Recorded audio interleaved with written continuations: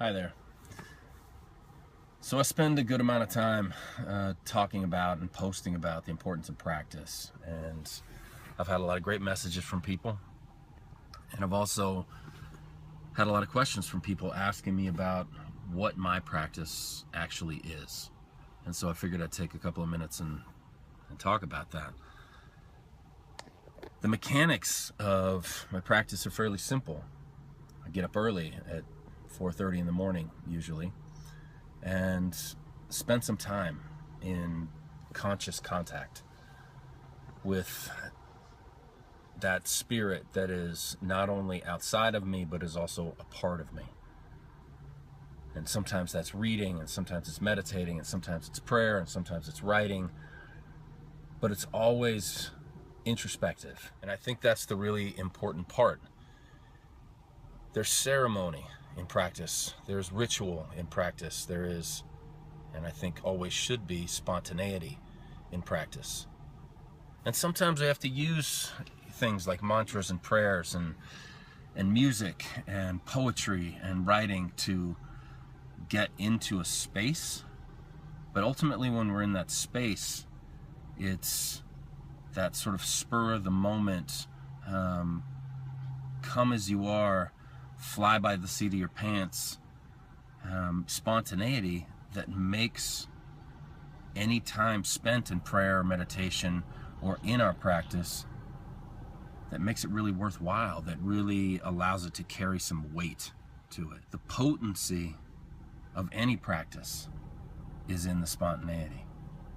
It's in letting go of the rigidity. Discipline is one thing, but rigidity is a completely different thing. A rigid system is a very fragile system. If it cracks, it shatters.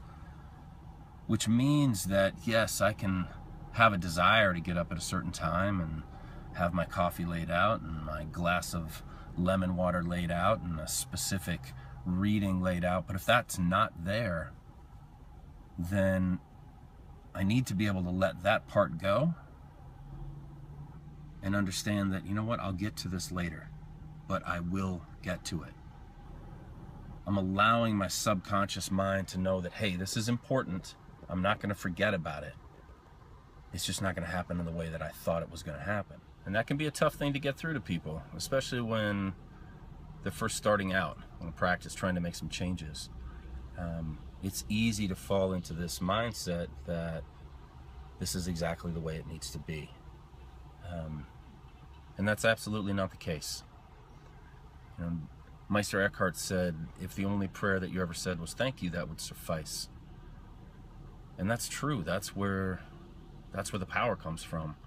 That's where the potency comes from, is from the gratitude, from the appreciation that we have for the process. I'm in a certain place at any given time. And if I can honor that process that got me there, honor the place that I came from, honor the vision where I'm going to, but hold loosely to it, then some great things can happen. And it's holding loosely to those outcomes and allowing ourselves to be flexible with whatever's going on in the moment.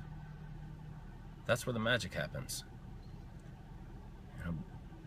Practice doesn't make perfect.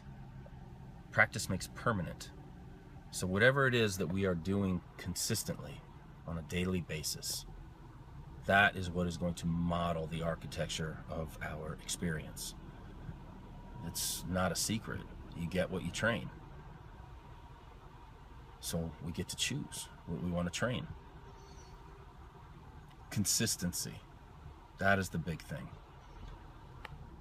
When we take the time to show up for ourselves, then we've got something to give. Something to give others. The heart of my practice is really about service. I consider myself in service to all, in servitude to none. Anything that brings about connection and demolishes separation, I'm down for, in whatever form that looks like. Yes, I have a lot of discipline. I attempt to not be rigid about that discipline. Sometimes I do better than others. So anyway, that's a little about my practice, and we'll share more at another time. Blessings all. Big love. Take care.